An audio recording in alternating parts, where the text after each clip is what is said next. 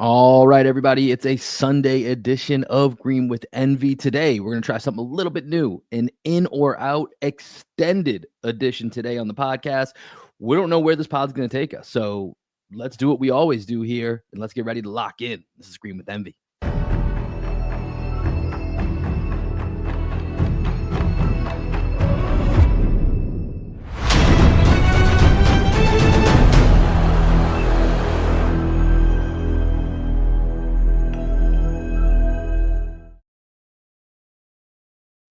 What up, what up, what up? Welcome into another edition of Green with Envy. As always, this is your boy Will Bear checking in. How you doing? How you living?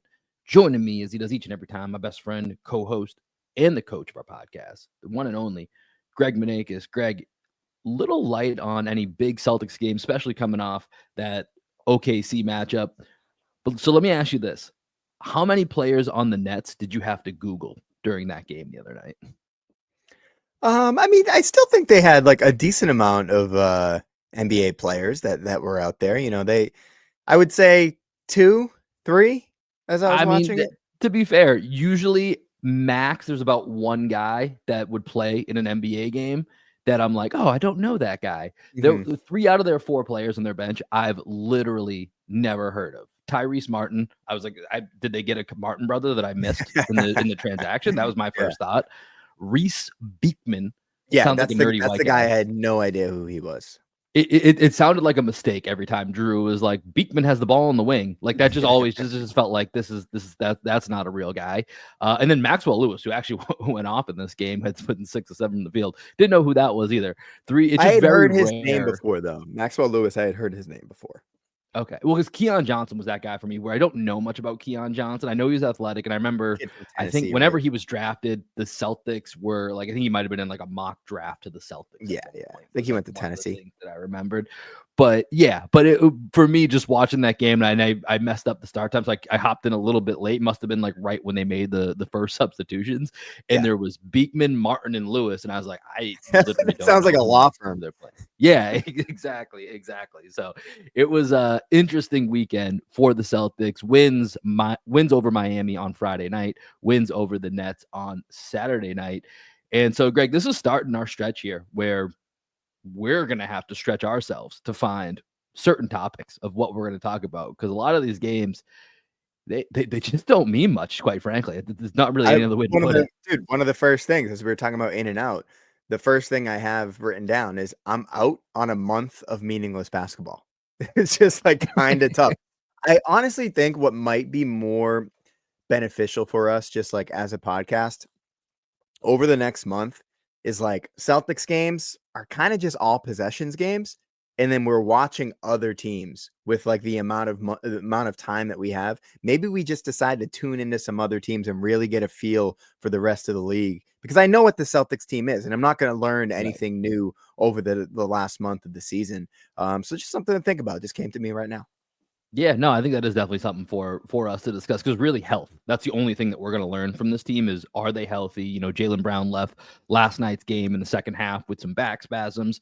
Not ideal, but also a month to get that right before, it's really going to concern us, and plenty of time to do that. So yeah, I'm kind of with you on that. I think kind of spreading our wings here a little bit and maybe doing some deep dives on teams like the Pacers or the Pistons, or even looking out west at some potential matchups like the Warriors and so on and so forth.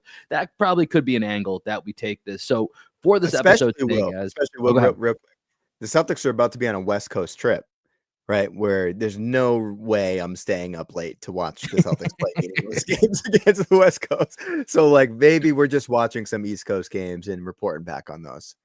Yeah, late nights against the Jazz and the Blazers, and yeah, that's and the Kings. Those are going to be tough ones to put the commitment in to stay up and watch. Those are going to be probably next morning type watches. So yeah, stay tuned. We're going to have stuff for you here. I know we've got a few interviews that I'm not going to announce right now. We're going to make sure we get those locked and loaded first, but got a few that we're going to schedule in here. As we've mentioned before, obviously I'm getting married here in just under 2 weeks. Yeah, just under 2 weeks now, which is pretty crazy.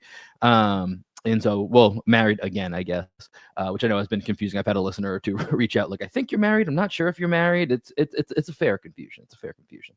But our actual wedding ceremony with Greg is the best man. That will be in 2 weeks. So that week leading up to it, pretty busy. We're gonna try to have a little bit of some pre-recorded content for you guys. And then Greg's officiating a wedding next week. So let's actually start there. How are you feeling about officiating a wedding? This is a big stretch for you coming up. Let's get to in and out. Can we All change right, the bottom? Let's do it. let's go. I got it here. Let's go to in or out. And this is going to be an extended version here, folks. So we do this every Sunday, in or out. You guys are familiar with it. We do stat of the week. We're going to mix that in here as well. But we kind of figured, just given the Celtics schedule, let's extend this out a little bit and let's just kind of see what happens. So in or out, extended version. Greg, sounds like you got something. Let's see what you got. I'm in on officiating this singular wedding. Okay. I've had a really fun time preparing for it. What I did, I talked to Teddy, who's officiated a bunch of weddings. I definitely am out on being just like the friend who officiates weddings, as Teddy has come to be known as, right? Like, I just officiate this wedding. I'm happy to do it. I've learned a lot about both of my friends, Kalen and Daryl. Shout out to Kalen and Daryl, who are getting married this Friday. Daryl, who is part of Black Sheep Optimists. Kalen, she's always featuring on songs and whatnot, does a lot of backup vocals for us. But one thing that I've kind of learned is that I'm kind of good at just like interviewing people, which makes sense being a podcaster and whatnot. What I did for each of them is I met up with both of them and I just like had a bunch of questions ready for them and asked them to kind of walk me through like go a trip down memory lane of their relationship. And was really cool to see both of them kind of come alive with these memories of early on in their relationship that they probably hadn't thought about in a while. And I'm just in on that idea of talking to people about their lives. Like, I love doing the podcast about basketball, but the podcasts that I actually consume more than others are just like interview podcasts and people talking about their lives and their experiences as human beings. And I thought that my experience as an officiant allowed me to do that in a way that didn't need to be for public consumption. So much of what I do in my life is for public consumption. It was nice just to have those like intimate moments with friends, asking them about their lives and having them just walk me down memory lane. And obviously it will eventually be for public consumption because I'll talk stuff in my officiant speech. Yeah, before you said that last part, I was actually in my head. I was gonna say maybe that's your next podcast.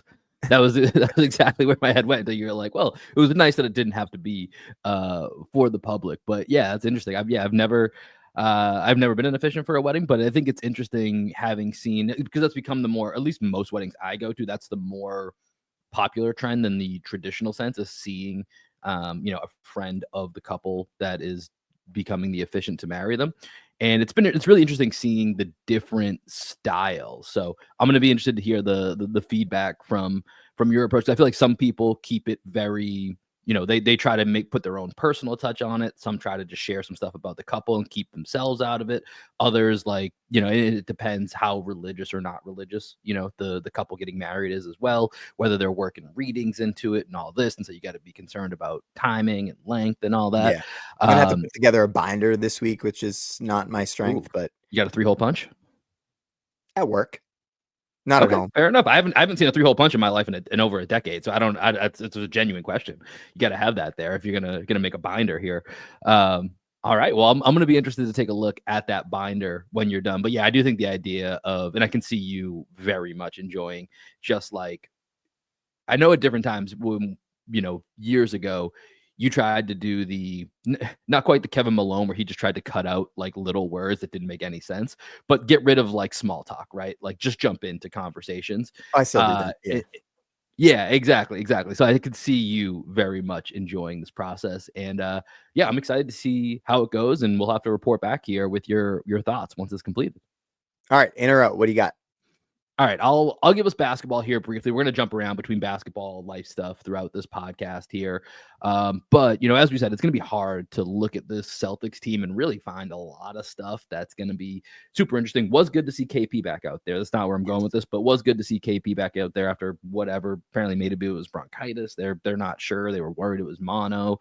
Whatever this mystery illness was, he looked great out there. He played the entire fourth quarter, which was good to see. So nice to see KP back out there. But I'm going to go in on Jrue Holiday post All-Star break. Yes. And even with the mallet finger, he's looked so much better with this extended time off that he's had. And the numbers aren't crazy. 11 points, 4 rebounds a game, 4 assists per game, 1.4 steals, shooting 48% from the field. But just subjectively, just watching the way that he's playing and impacting the game, we've been saying multiple times throughout the season, can you really think of a moment where you're just like, oh yeah, Jrue Holiday stood out doing X, Y, or Z?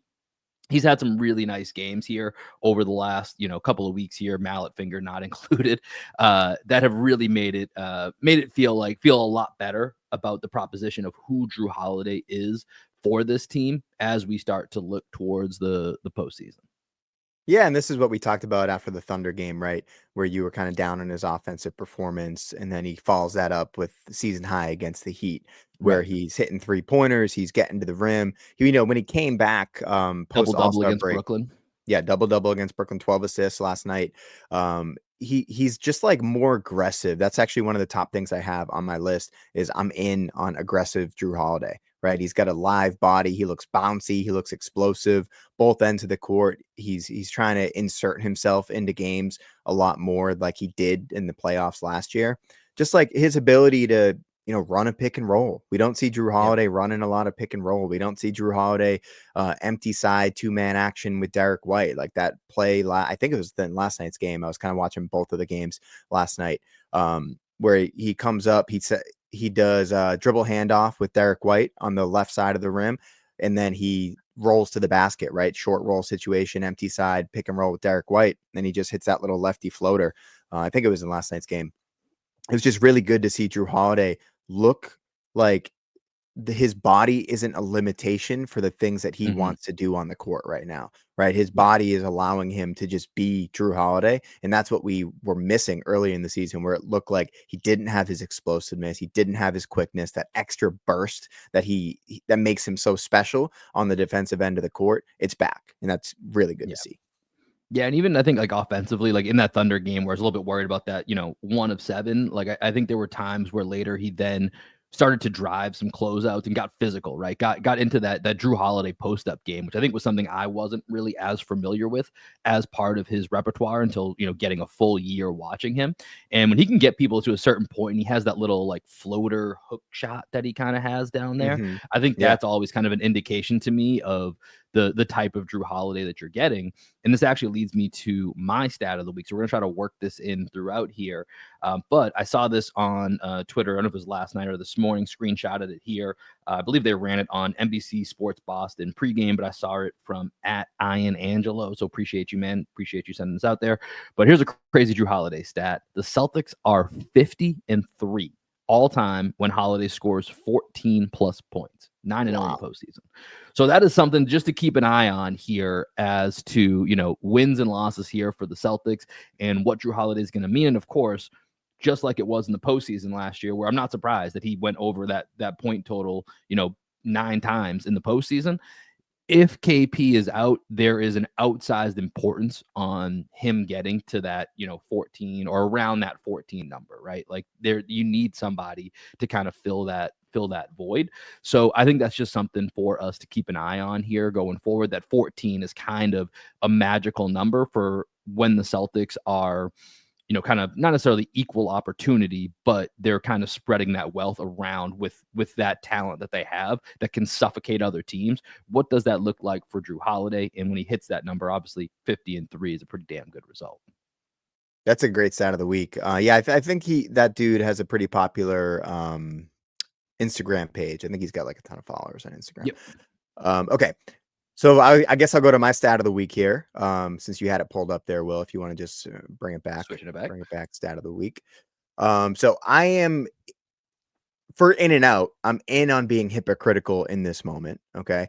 I am out Join me, baby. on That's my original take. It's okay to be a hypocrite. Enjoy it. Embrace it. I'm out on the 65 game minimum for awards. I'm in on making stars play because I think that's important. But I'm in on resting Jaylen Brown once he hits the 65 game mark because I feel like Jaylen Brown needs to be shut down for a couple of weeks.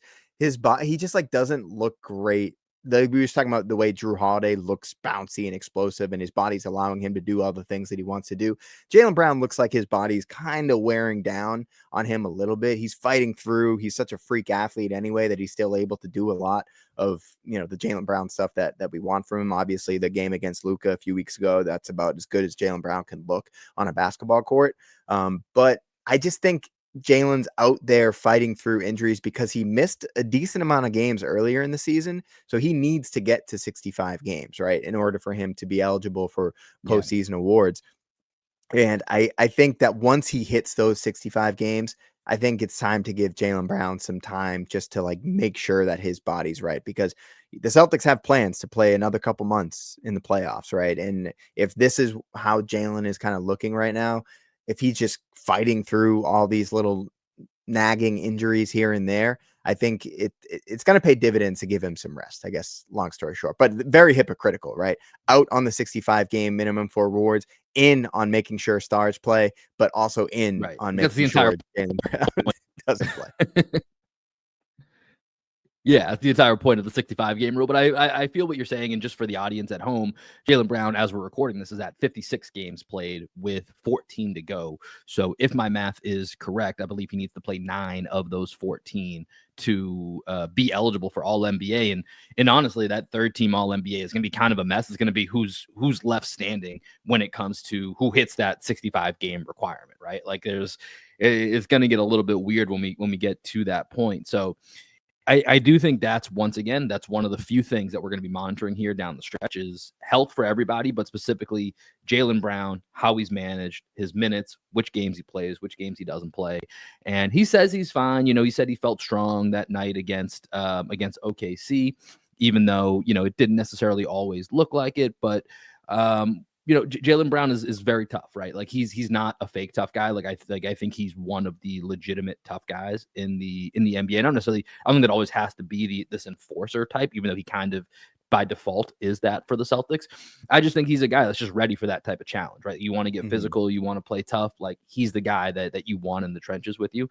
I think him being at full capacity when we get to April 19th, 20th, whenever the Celtics playoff run is going to start, that is going to be crucial. So yeah, I'm with you. And I love that you're joining the hypocritical train. Come on with it. Like, it's okay, folks. There's a gray area. Just be hypocritical. It's okay. As long as you're self-aware, it's totally fine. All right, let's go to, so that was your stat of the week / in or out, correct? Correct. Okay. I'll go on to mine here. And you know what? Let's keep it going with being somewhat hypocritical, because this is something that I'm both in and out on at the same time. And I've been curious to get your opinion on it. It's the Stephen A versus LeBron situation that has been developing over the last week or so. So I'm in on Stephen A kind of standing up for just doing what technically is his job, which is providing analysis on the NBA. And from everything I've seen, Stephen A puts a lot of content out there. Anything that he's said about Bronny, at least that I've seen, has never crossed the line. It's basically been, I don't know if this is the best situation. I don't think he belongs in the NBA based on, all the other things that, people have said. And, I think he just brought up some fair criticisms. He's an NBA player. This guy is an analyst for NBA. Like that makes a lot of sense. And then of course, LeBron confronts him, and, it's making it I think it's making it interesting to what the future of criticizing players could look like for NBA analysts, because LeBron sets trends. When LeBron does something, people tend to follow. And, we're seeing more and more guys that have, their sons that are in the league, not at the same time like LeBron, but it is setting an interesting precedent. So I'm in on Stephen A just saying, I'm still going to do my job. I know he mentioned a couple months ago, Clutch called him, was like, stop talking. He's like, no, I'm going to keep doing my thing. So that part I'm in on. And I also have been out on this whole, listen, nothing against Bronny, the Bronny LeBron thing, which he talked about, like LeBron calling was the one that called the Griffies to come so he could set this whole thing up. That whole thing was a sham. It is what it is, but it's not a big deal. We're in the past on that now. But what I'm also out on is Stephen A. You can't say, hey, I wasn't going to address this and then address it in 9 different places. Like that's just like that. You're clearly Classic drumming up Stephen your A. own media cycle. Like what are we doing here? Like you can't go and profess that you're not going to talk about it on Twitter and then talk about it on ESPN, talk about it on your podcast, go on another podcast and do it, talk about it on like another platform. Like you've talked about it nonstop for this entire time. So Mhm. I'm out on Stephen A creating his own media cycle, but I am in for him sticking up and not backing down from the LeBron clutch bully cycle if you can't talk about my professional NBA son in a professional manner. Like if no lines are crossed, it's still a fair game. I mean, there's a reason why Stephen A. just got $100 million contract, man. It's like he does create his That's own media crazy. cycles. That's Yeah. why he does it, right? And he's aware that if he plays it up like this, like I'm not gonna address this, I wasn't gonna address this, it's gonna get more eyes to the video, and that's the Yeah. whole point of Stephen A. Right? Bronny James, G League stats. Will, do you know what Bronny James is averaging in 9 games in the G League this year? I know he's had a couple of decent games. I don't know though. I'm gonna guess he's averaging like 12 points a game, 14 points a game. Okay, I'm gonna read you Bronny James G League stats. 9 games played, 33.5 minutes per game, 20.6 points Shout on out. 36% from three, 5 rebounds, 5 assists, 1.8 steals. All right, good numbers. Shout out to Bronny. So the whole idea that Bronny James, like it was a complete nepotism thing. The part that gets lost, I think, in a lot of the Bronny James discourse, the kid had a fucking heart attack right Yeah, that's before tough. his freshman year of college. And the fact that he even played in his freshman year to me says a lot more about Bronny James than his stats did in college, right? Like that's the part that always gets me. It's like, yeah, I'm like kind of out on nepotism just in general, but like if you have a near death experience and you were highly touted coming in and you can at least look to that and be like, yeah, but he had a heart attack a couple months before Mhm. his freshman season. Like, I don't want to miss the opportunity for Bronny to play in the NBA. Let's make sure he Oh gets in the yeah. NBA and develops here, right? Like that part is the part that I think people just gloss over all the time. It's like he almost fucking died, right? Yeah. So that's the part that it always frustrates me. But I think the Stephen A thing with LeBron, and I haven't followed it super closely, but what I did hear is that Stephen A had like mentioned, I'm talking to you, LeBron, as a father. And I think that's where the line was crossed. And that's why LeBron actually went at Stephen A, not because he was talking about Bronny, because he was like Mhm. attacking LeBron as a parent. And I think that was the line that was crossed. Fair enough. Like I said, I didn't like scrub this and go deep into it. Um, but yeah, I mean, the thing with like Bronny for me is like I actually don't even really care about like the nepotism part. Like it happens so many other places. Like like, once again, I don't know if we've talked about this too much publicly here. I've always said to you like privately when we talked about this, like every decision LeBron's make as a like without having being a father yet, I totally understand every single decision he's making towards Bronny. Doesn't mean I agree with it as like an Mhm. as an average bystander, but I totally understand where Right. it's coming Right. from. And I think Bronny, like this is my thing, is like good. He should be in the G League killing it and developing. That's where he should be. I just thought it was kind of foolish, like the whole like let's pomp and circumstance around like, hey, Yeah. let's play together for 2 minutes on opening night, have the Griffies there and make it this big celebration. Everyone talks about Fair. how cool it is. That's what I was out on. But Fair. Stephen A versus LeBron, interesting. Two Titans in the game going at it. So that's always kind of interesting to see how that shakes out, especially as we'll see when LeBron comes back for the Lakers. But there'll be a lot of ESPN coverage of the Lakers in the playoffs when we get to that point. But let's go back to you, Greg. Here, what you got next? Okay, I was trying to share a clip of JB Bickerstaff after last night's game against the Thunder, but I don't think I'm going to be able to get the audio going here. So I'm just going to talk about it.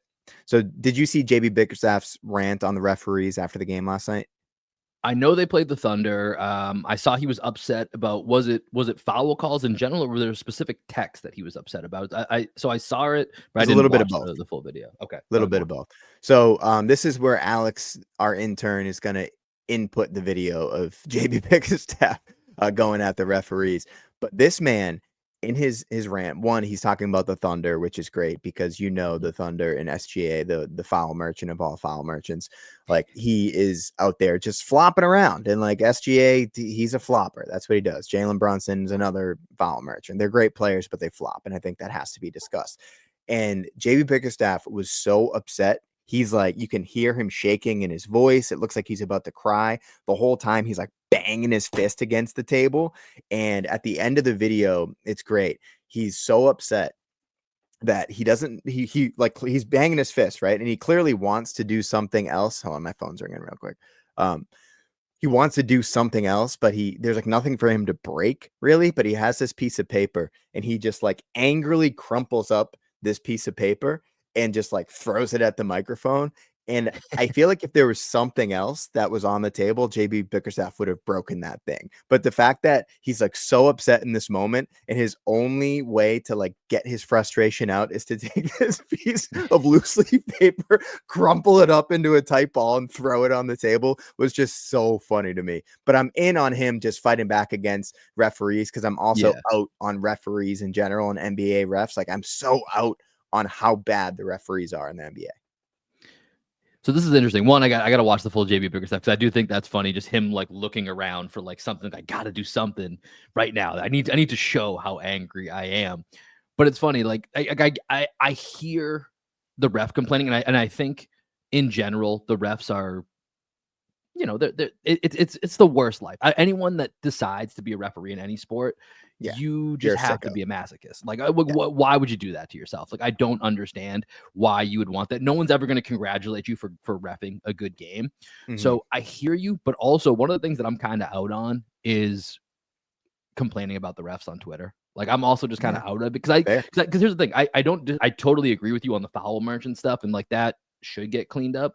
But I also think refs are bad for every team. Like if you go to whatever the other team's Twitter is, everyone's fucking complaining about them. So like I know like even after like the Thunder and Celtics game this week, and the foul disparity was crazy, but I think it also was a result of just how those teams played. And I think that's fine. And most people admitted that, but this is what drives me crazy is I heard like Simmons talk about it, maybe someone else on another podcast, like people who track referees and what you think they do versus your team, that's such loser behavior, in my opinion. Like, I don't even know. Like, I know, like, the names. We cover this night in and night out. I can name you, like, 3 to 4 referees, and I have no idea what I think their opinion of the Celtics is, right? Like, if Bill Kennedy's reffing a game, I don't know. I'm just watching the game. I'm like, oh, Bill Kennedy's kind of funny when he's on the mic. Or it's the dude with the eyebrows, Tony Brothers, or, whatever. Well, I think here's the thing. Well, I think the referee's attitude towards the Celtics has shifted a little bit once Grant Williams got off the team. I think no one liked Grant. No one referees hated Grant Williams because of his like outsized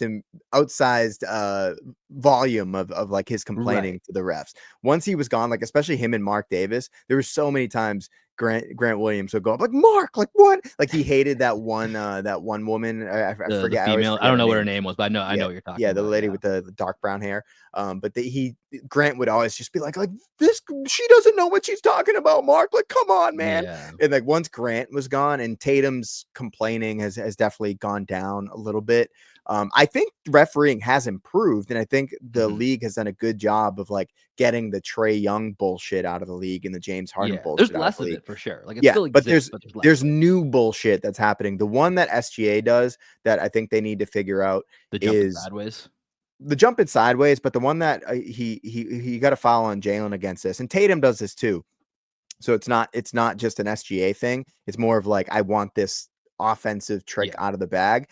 Is when you're driving to the basket and someone has their hand on your hip, when you do the little up thing where you grab their arm and then you flail and flop, like that should not be a foul on the defense, right? If you're going up with your arm through your off arm, right? The ball's in your right hand and your off arm here. So you have your defender on your hip and you just reach that off arm up. That's not involved in the play. That should not be a foul. And they call that foul all the time for Tatum. They call that foul for Brunson. They call that foul for SGA. Luka, that should not be a foul. But that's kind of my point about the complaining part, right? Is like Tatum does it too. Like not that he does it in the same way, but like there are certain parts of it. So that's why just for me, like I think there's certain big moments where refs make some calls that I'm like, yeah, we got to discuss this because it was such a big moment. But Mhm. overall, I'm mostly just out on complaining about the refs because I think they're bad for the majority across the board to each team with however you view the game, depending on whatever your particular bias is. The one thing that I do think stands out to me that you're right, the Celtics have, it does feel like with Grant gone, the whistles are slightly different. I still to this day, and I've mentioned this before, the text that Tatum gets versus other star players, that's the one thing that drives me crazy because technicals are something that I think are such bullshit the way that the refs call it because it's so inconsistent on whether it's the Tatum hand wave or Tatum just bouncing a ball. Like Tatum must be saying some pretty vile shit at times because there's times where I see him get a tech and I watch a game like last night I was watching the Warriors Knicks game and I watched Draymond Green's every interaction with a Mhm. with a referee. It's like, how is that not a technical every time?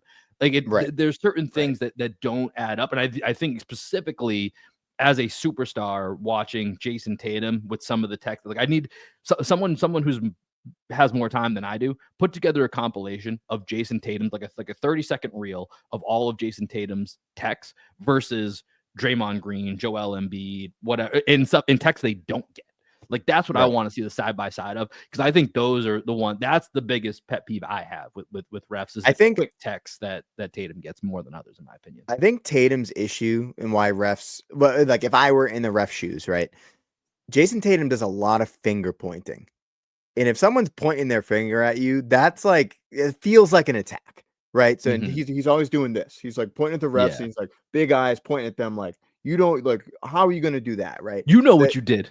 yeah, it's just it feels a little personal when you start pointing your finger at somebody. So that would be my complaint about Tatum and why I would like say yeah, some of those might not seem like as demonstrative as Draymond Green, but they do feel like personal attacks. All right, what you got? All right, I got a couple on here. Let's see, where do I want to go next? Let's go here. So last night, Tony Allen got his number retired by the Grizzlies. I love Tony Allen. Tony Allen's great. He's been kind of popping around in different, podcasts. He does some work with like Chris Vernon and them down there in Memphis. I know they love him as part of that grind it out like Memphis style, Mhm. whatever that Yeah. era was. Retiring Tony Allen's number just feels like a stretch. I know this is making me a hater, but that just feels like such a stretch, man. Like it's in listen, it's Memphis, it's not the Lakers, it's not the Celtics, it's not the Knicks, it's not like a legacy franchise. Like their other Right. numbers that they have Right. retired are Zach Randolph and Marc Gasol, but like Zach Randolph was like a multi-time all-star, all NBA guy. Same with Zach Randolph. Marc Gasol won defensive player of the year. Tony Allen's just a nice role player. I don't know. In general, I just think there needs to be more exclusivity with some of these things. And Tony Allen is just wild to me to have his number retired in the NBA. Like that's a low bar that we're setting. Like was Rudy Gay next? Like I mean, and honestly, like should Rudy Gay have been before Tony Allen? Like as much as Tony Allen was a part of the mentality of that team, Rudy Gay was Right. probably more important to that team at the time. So it's just I'm a bit of a hater. I get it. I'm admitting it. But Tony Allen number getting retired is a little wild. Yeah, I agree in general with what you're saying and your feelings on it. You did mention that they're not a legacy franchise though, right? Yeah. And when you think about like the Celtics just happened to win so many banners early on in the history of the league, right? Like the Celtic City documentary just did a great job episode 2 going through Bill Russell's like 9 straight championships, whatever it was. And when you don't have the banners to kind of fall back on, you don't have the championship legacy to fall back on, you have to think about like, what do you want your franchise and your Grizzlies jersey to represent? And if it's this era of they call it the grindhouse, right? Grit and Yeah, that's what grind, it was grit and for him. grind, grit and Mhm. grind Grizzlies, right? If that's what you want moving forward, all of your players that are coming into the Memphis Grizzlies franchise, you want them to embody that ethos. You need to also be able to point to an example and be like, if you want to be honored in like the Grizzlies Ring of Honor, it's not about championships here. Eventually, we want it to be about championships here. But if you want to endear Mhm. yourself to the city, to the franchise, and to the legacy of being a Memphis Grizzly, it's about the way that you play.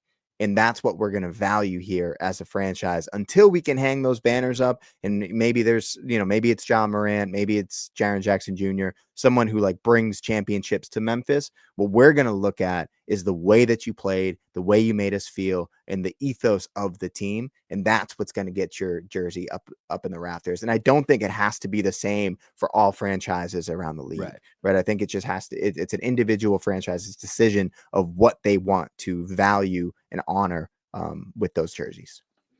Yeah, well, Mike Conley's going up there too, so they're gonna have the whole team up there. So just look at, hey, remember that time we went to the Western Conference Finals twice in 6 years? There it is, baby. There it is. Just look to the rafters. Look to the rafters, my friends. So yeah, I understand what you're saying, and yeah, it's a nitpick, and shout out to Tony Allen. Like I really enjoy Tony Allen's commentary. When he does pop up, I think like him and Jeff Teague are two of like the former players. When I hear them telling a story or giving their takes, I take it a lot more seriously because I think they're a lot more real than like a Gilbert Arenas or Rashad McCants. I'm like, I can't take you guys seriously. Like you guys, like I get that you guys played. You should understand this a lot more than I ever do, but I can't take your opinion seriously. Yeah. Like Jeff Teague and Tony Allen give some actual real insight that's based in reality, it feels like. So I do like Tony Allen. So shout out to him. But yeah, in general, I just like there being a little bit more exclusivity. But I like your point of like, especially with these younger franchises, you have to kind of start building those founding fathers if we're going back to the Celtic City documentary as a reference. All right, we're going to get weird here, Will. I'm officially taking us out of basketball. I am out on farting on airplanes. I'm out on it. I'm out on farting on airplanes. The woman next to me on the flight that I took back from Syracuse.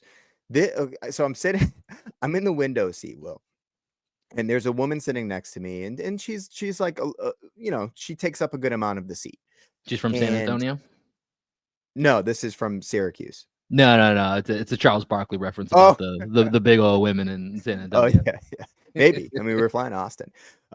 And about, I don't know, an hour into the flight, she starts coughing and she's like not doing a great job of like covering her mouth. And I'm getting like a little frustrated about that. I'm also feeling claustrophobic. It's late at night. I'm in the window seat. I like can't really, there feels like there's less and less space on airplanes these days. And then all of a sudden I just get this like smell in my nose and taste in my mouth that literally makes me want to vomit. And there are two types of farts, right?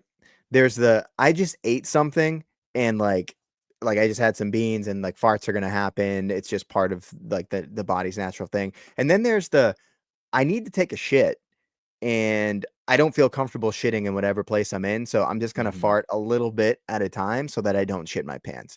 And her farts definitely fell into the latter category because every time she farted, I wanted to vomit. And eventually every time she farted, I just went, oh my God, are you kidding me? And I just like covered my nose and like turned my body. I was acting like a petulant child because it was disgusting. It was absolutely disgusting. I never made eye contact with her because like it was just like too awkward, but I was being very demonstrative on the plane. Like go take a shit in the bathroom if you're going to be farting like that.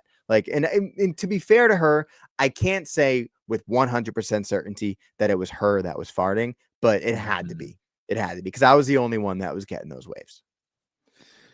Yeah, that's tough. I think most people have been, if you fly enough, you've been in some type of situation like that where you're like 80-90% sure who the culprit is, if it's whether they're sitting in front of you, next to you, whatever it might be. But it's also, I mean, unless would be tough to do unless you're going full Larry David. What do you say?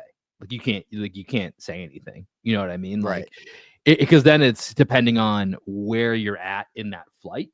There's nowhere to go. To your point, airlines are definitely getting smaller and smaller with these seats. Like dude, the flight that I took, either I can't remember if it was to Ireland or on the way back. Oh my God, we had to upgrade on the way back because I was like, I will pay like the $100 to like get like more space because I was so miserable for the entire 8-9 hours, whatever it was, going to London.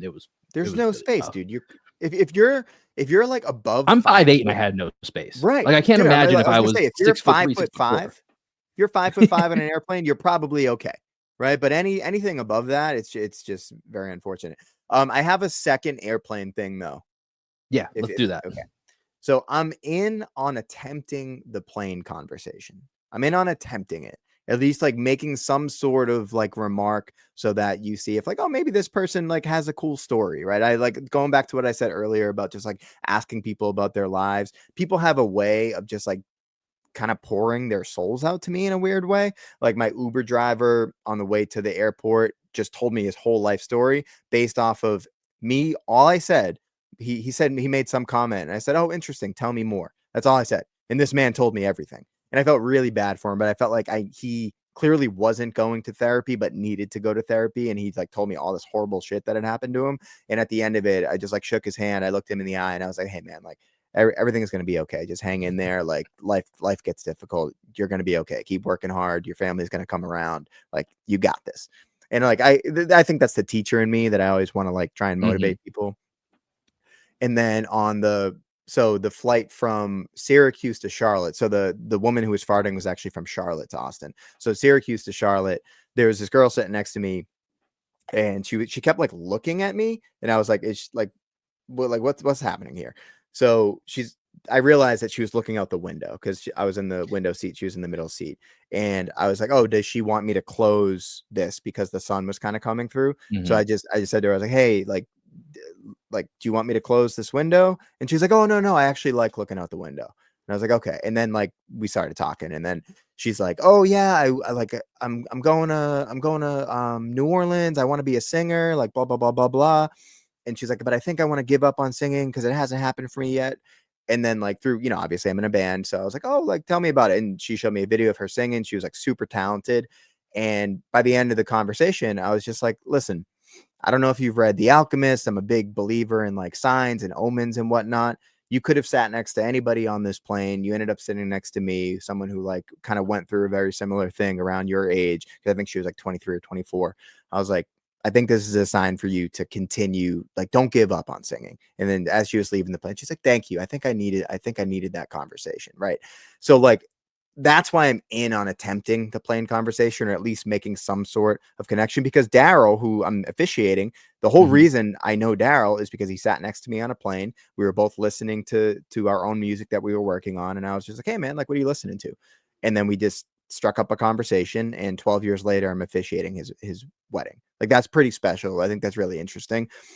So that's why I'm in on it. I understand it's not for everybody, but personally, I'm in on it.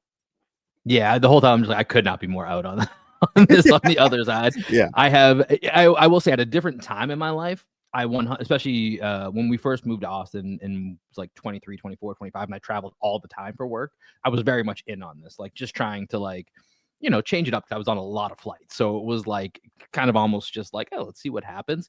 The older I've gotten, the less I want to talk to my Uber drivers, the less Yeah. I want to talk to the people next to me. And that's I'm fair. very much like headphones in, like, and most of it because, to your point, you miss 100% of the shots you don't take, right? Like you do miss out on the chance that you get something really good, but also if it's bad, oh man, I just don't have it in me to like, I'm a people pleaser, right? So if we start this conversation, I'm gonna feel the strain of I gotta keep this going, I've got to be nice, I've got to listen, and all the whole time I'm just thinking, I don't give a shit what this person is talking about. And then it just becomes this arduous work where it's like, how do I get out of this? Do I have to let a fart go? Do I have to like get up and go to the bathroom? Like what? Like I started spinning my wheels. Like what's the way to get out of this? So for me, then like even I think when we went to the Spurs game here in Austin, we started talking to our Uber driver, and it started off like pretty nice, and then we got kind of caught in traffic, and I realized I should have told him to like take a different turn, and we just kind of were Yeah. sitting there,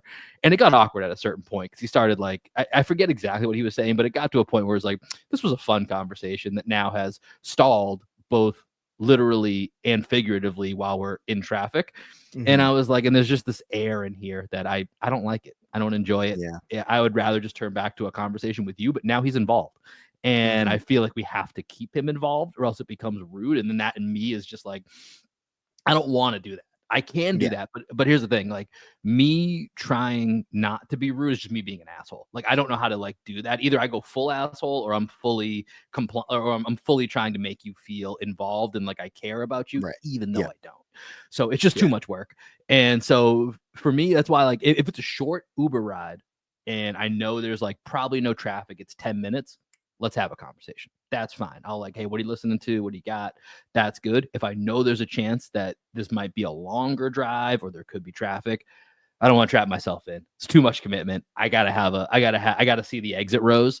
And if I Mhm. can't see them, it's too much. So younger me definitely would still be in that mode. The older I get, the more, which is weird because I'm a very social person.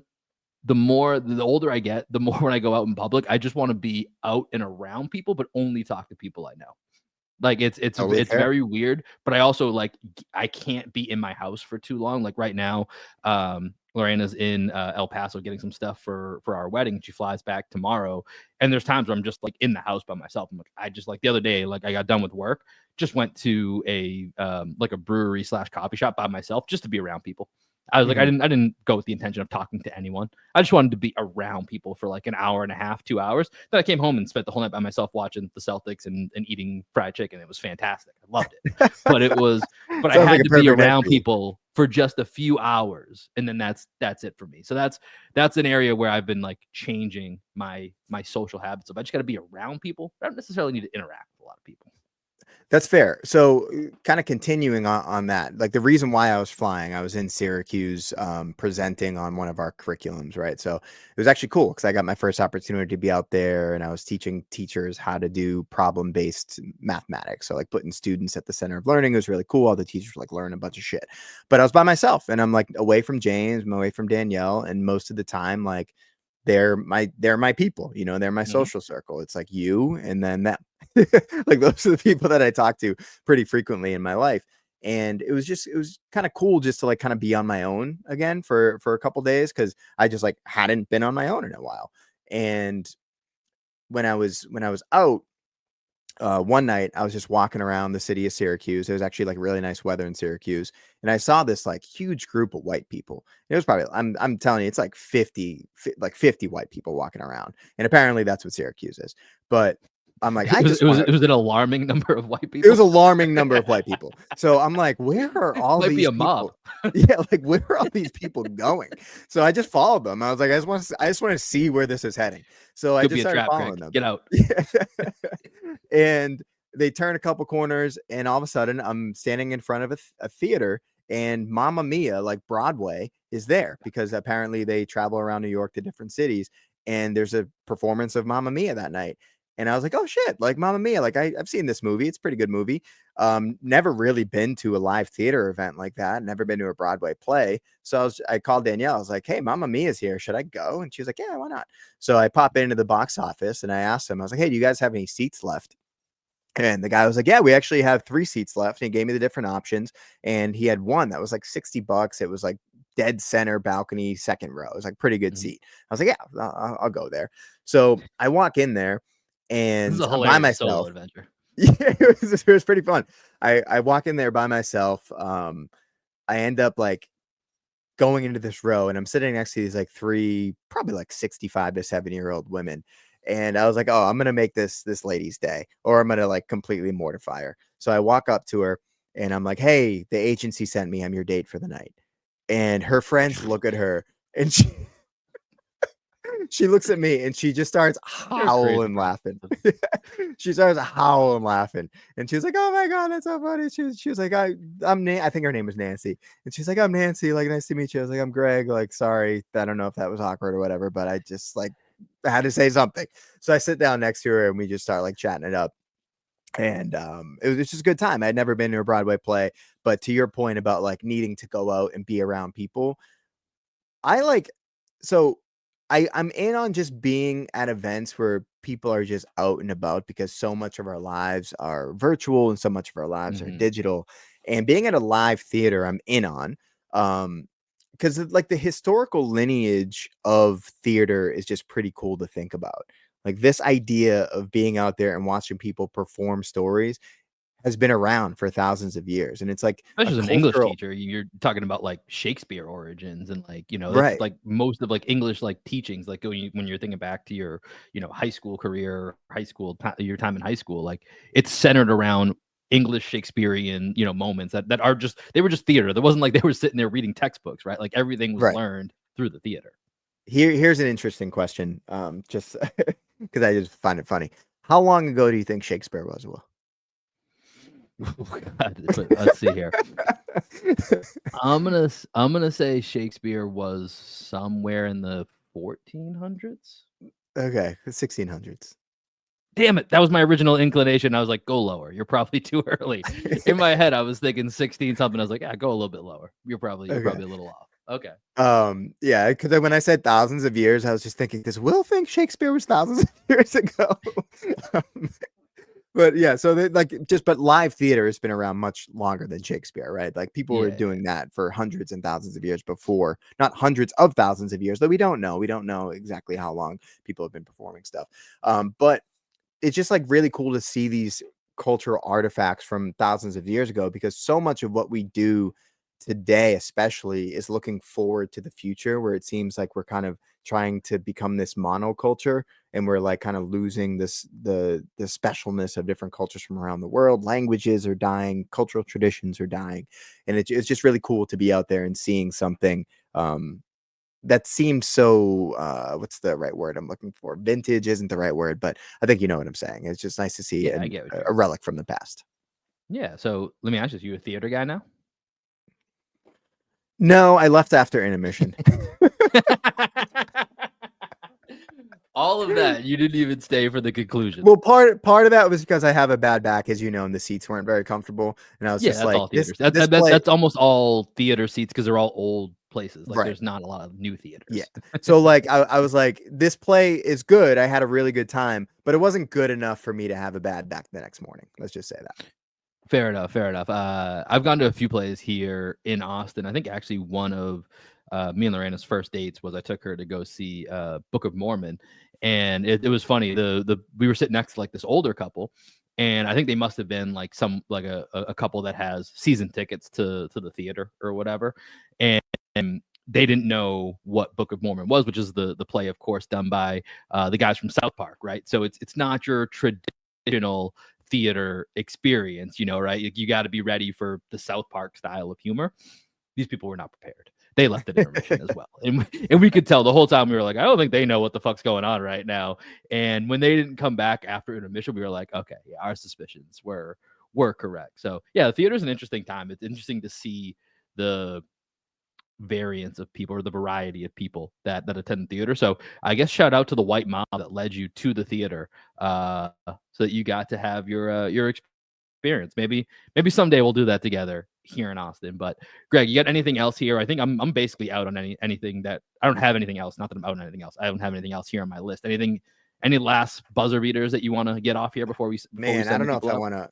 I don't know if I want to open up this conversation, but a podcast I was listening to recently. So I really like the Plain English podcast with Derek Thompson on the Ringer. Yeah. He just like exposes you to some different. He's very centrist, and he like brings on people from both ends of the spectrum. I do not like when the conversations get super right or super left. I'm a more nuanced person. I just like understanding how people think and then have those conversations. And that's kind of how he does, right? He has a thesis at the beginning, then he typically will bring on somebody from one end of the spectrum, maybe somebody from the other end of the spectrum, bring them in for a conversation. But one of the things that fascinates me, Will, especially as we get older, is just like the generations that are coming before us. And there's always clash of generations, right? Like people always think that the younger generation is crazy, and like the older generation's too conservative, blah blah blah blah blah. But he had a conversation with this girl. I think she's like 27 years old, who was supposed to be a representative of the Gen Z culture. And I don't really understand Gen Z and like the way that they think, but this conversation allowed me to like kind of see like the Mr. Beasts of the world. Will like they reference Mr. Beast on there, and we had that whole conversation. Like, Yeah. we don't get Mr. Beast. Like, why is this guy popular? Right? Did you know that one of Mr. Beast's most popular videos, like early on, was just him counting? He just counted to like 1 million or something like that. And the whole point of the video was to like get people to continue watching the video and to like see how long they would watch along with him. Because the more you get people tuned into the video, the longer they're going to watch, the more ads you can get, blah, blah, blah, blah, blah. But Yeah. this girl, as she was talking, and Teddy and I listened to Plain English, so we were kind of texting back and forth about this. he was like, dude, he normally brings on experts. Like, this girl didn't present herself necessarily as an expert. And my point was, well, I think that's the point, is that like Gen Z is looking at the world and looking at the idea of an expert differently than the way that we Mhm. have kind of looked at as experts. Like, they don't really trust authority, blah, Yeah. blah, blah, blah. And it was just really interesting to hear this idea of what an expert is moving forward, and like how we as the generation after well, before Gen Z will kind of need to adapt a little bit, rather than just like have this I mean, clash of dude, generations between millennials and Gen Z. We need to like understand how they think better. I mean, I think a great example is just like for us when we think about, hey, what can we do to improve the podcast? We just have more traditional minds of like, what are others doing that we can use to succeed? Whereas like, to the point that we don't understand Mr. Beast and Kai Cenat and I Show Speed, they're doing stuff that like to you and I is like insane. Like this works. You know what I mean? Right. And Like, this like is the they're stupidest technically content I've ever experts, seen. even if no one's calling them experts, right? Like Right. that's Yeah. like they have the biggest followings. But like to me, I'm like, I gotta research. Is it SEO? Is it our titles? Is it what about our graphics? And meanwhile, they're just like filming everything and counting to a million. You know what I mean? Like it's like apparently that's the expert way to produce content. Even, whether you want to call them an expert or not, that is the expert way to do Mhm. it. And they're not labeling themselves as that. They're just doing these things. And for some reason that resonates. And to your point, I try to understand it. This is one of the few things where I do think the generational part of it is just going to be so different. It's going to be fascinating to see James and to see, when I have kids, like what it's like by the time they're even, 8, 9, 10 years old, and they're more aware of, when they start looking at whoever's Mr. Beast is by that time, Mhm. when they're Yeah. like, this guy's the man, and we're going to be sitting there at a party like, dude, did you see what James is watching on his iPad? And you're just going to go, dude, I don't fucking get it. I don't know, man. Yeah. Like Yeah, right. that's the time that's coming, and those are going to be quote unquote experts at that time. So I'm gonna have to listen to that. I do like the Plain English podcast. I don't listen to it every time, but I will have to check that one out because that does fascinate me. The kind of disconnect and the trying to understand and bridge the gap. So I will definitely have to check that one out. Yeah, no, it's great. And they also talk about this idea of like social media, right? And phones. Because we grew up before that, we didn't have cell Hmm. phones when we were kids. We see social media more as a tool, where Gen Z kids who have had social media their entire lives, like our social media at the beginning was AOL and AIM, Yeah. right? That was our Yep. social media. They've just had Instagram their entire lives. They've had TikTok their entire lives. And for them, it's like an actual reality. Like the same way that we used to go down and like play tenny ball at Victory Road Park, right? Like when they go online, they are entering into their own like playground of sorts. Right. And like Right. we don't see it that way, but for them, that's just the reality of their lives. And the girl was bringing up this concept of something called like the algorithmic self. Like we have all these different selves that we have, but for them, a lot of who they are has actually been curated by algorithms. And like that is Yeah. happening to us as well. We're not, immune from We're not that. immune to that. Yeah. Yeah. But for them, they like really have these two different selves, and they have a self that's out there in reality, and they have a self that has been curated online, and it's like an actual identity, which is just so fascinating to me because I don't see like my online personality. I don't have that. It's just who I am in my life, and I just like talk about it online, right? I don't have this Mhm. like online self, but for them they really do, and it's just super fascinating to me. It's scary. I'm worried I about was gonna say it's scary is what it's fascinating and scary at the like, same when am I time. gonna But allow James to have a phone? Like, because if I don't give him a phone whenever he's ready for that, I'm also kind of like keeping him away from the rest of society. He's gonna be like right. outcast from society if he doesn't know how to like interact In a way, within you're that. stunting him. Like you could frame it as like you're stunting his whether it's social development and or I mean, there's a couple different ways that you can look at it, right? But at the same time, it's your job as a father to be protective. So Mhm. what's the line? What's the Yeah. balance? There was a And stat, yeah, I Will. think that's something a lot of our generation is going to really struggle with. And that's why luckily we have at least a few friends that and you have like your brothers and sisters as well who are going to face those problems first. And so you get to see at least a little bit of some trial and error of like, okay, that worked, this didn't work. But also, as rapidly as technology and, just everything around us is changing, that however they handle the situation could be obsolete 3 years later. You know what I mean? Yeah, So true. it's going to be weird to try to navigate that, and we'll all just do as best as we can. Is basically what it comes down to.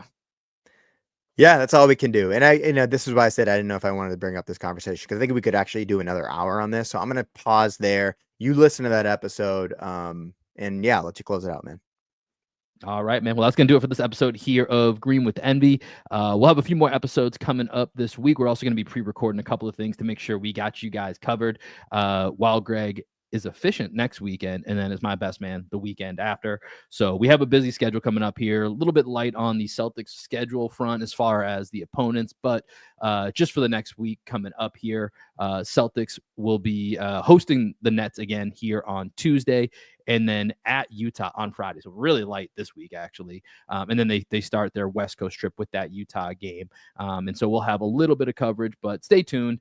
We'll have stuff for you. Our guy, Alex, the video intern, will have you with some shorts as well. So make sure that you guys are tuned and locked into all things Green with Envy. Hit us up in the DMs, CelticsNoise@gmail.com. Always looking forward to seeing some emails from you guys come through. So appreciate the love and support. We will catch you guys later. Deuces.